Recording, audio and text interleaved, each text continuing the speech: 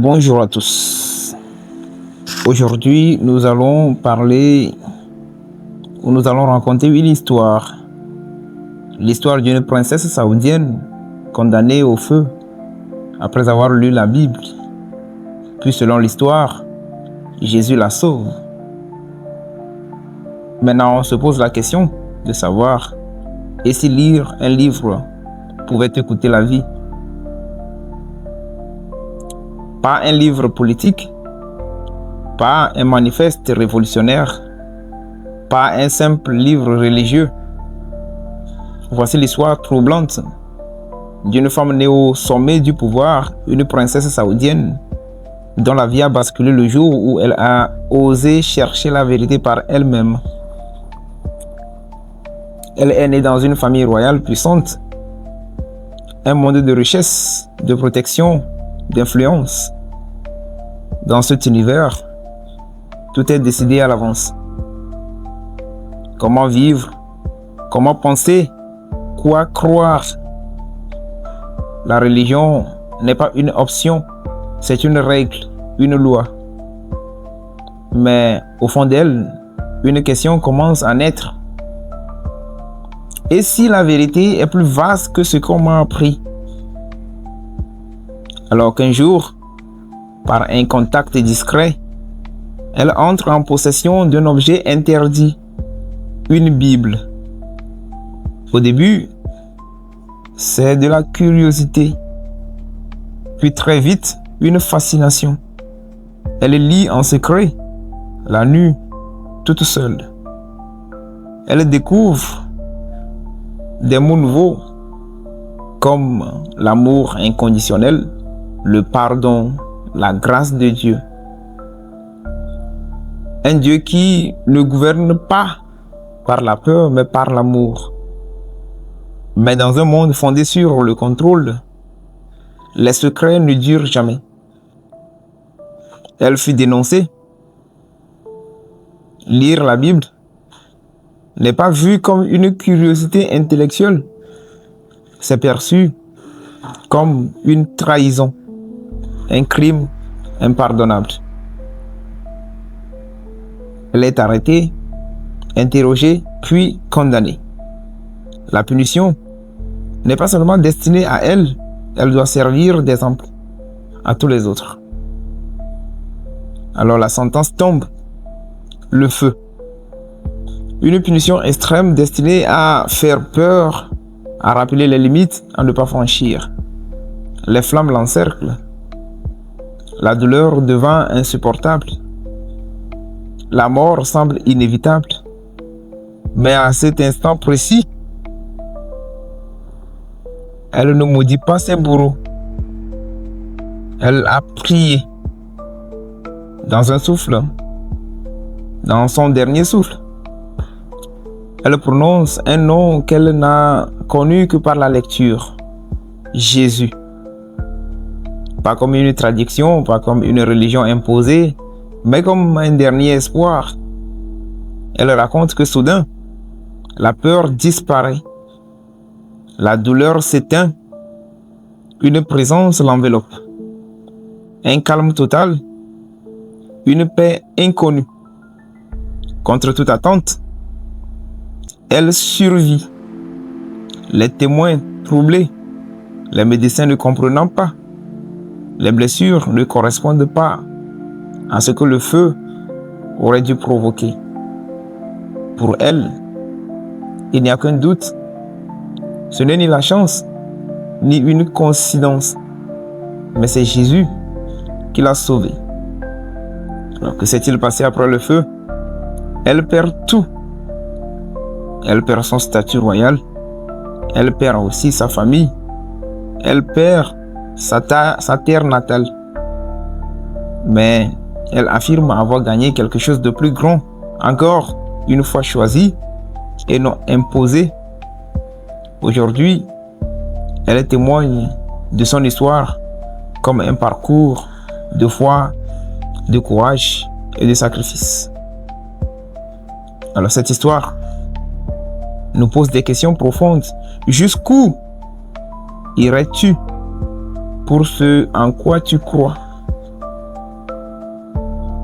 une foi est-elle réelle si elle n'est jamais mise à l'épreuve? Et peut-on vraiment brûler la vérité? Que l'on croit ou non à ce récit, il nous oblige à réfléchir à la liberté de conscience au prix de la foi, le pouvoir des récits religieux. Alors, quel est l'enseignement philosophique qui se cache dans cet enseignement? C'est ce qui nous importe. Dans ce récit, on voit que la vérité qui craint la lecture est une vérité fragile. Sachant que en Arabie Saoudite, c'est un pays catégoriquement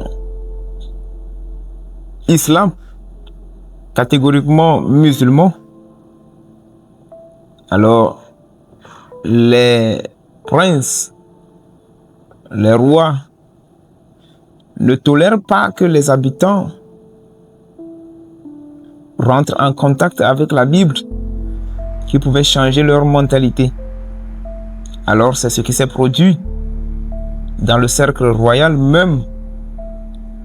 Et ce n'est pas un serviteur du roi, ce n'est pas quelqu'un qui travaillait dans la cour royale, mais c'est la princesse même qui était rentrée en contact de la Bible. Alors, les rois, craignant la lecture de la Bible, la princesse rentrant en contact avec la Bible, une transformation a osé se produire. Philosophiquement, cette histoire nous enseigne que la foi authentique ne naît pas de l'ignorance, mais de la connaissance. De la connaissance. Connaissance qui enlève sur nos yeux le voile de l'ignorance. La foi authentique ne naît pas de l'ignorance, mais de la confrontation. Interdire un livre, c'est admettre qu'on doute de la solidité de sa propre croyance. Lire l'autre ne signifie pas trahir les siens. Socrate disait d'ailleurs à cet effet que la sagesse commence dans l'étonnement.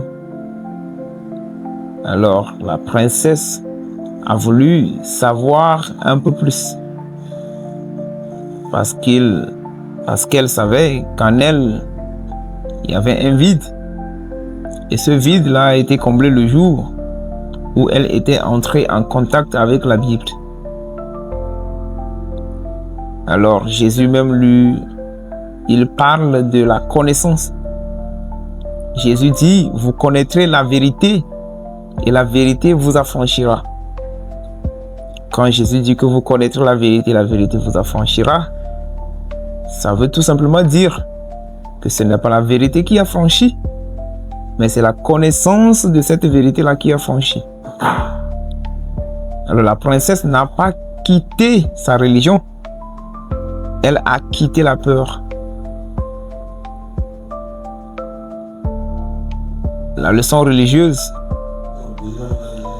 commune aux grandes traditions, c'est que dans l'islam, comme dans le christianisme, on décrit Dieu comme étant un et indivisible.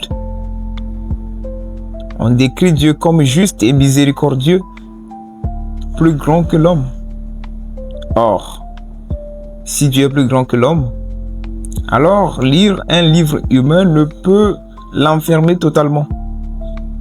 Lire un autre texte sacré n'est pas une offense contre Dieu ou n'est pas une offense à Dieu. C'est parfois une reconnaissance de sa grandeur. Refuser d'écouter l'autre, en revanche, revient à réduire Dieu à nos propres limites.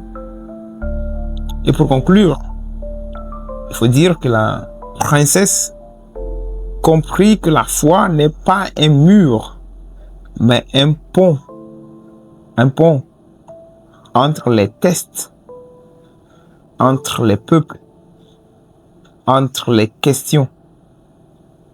Et la plus grande ironie fut celle-ci.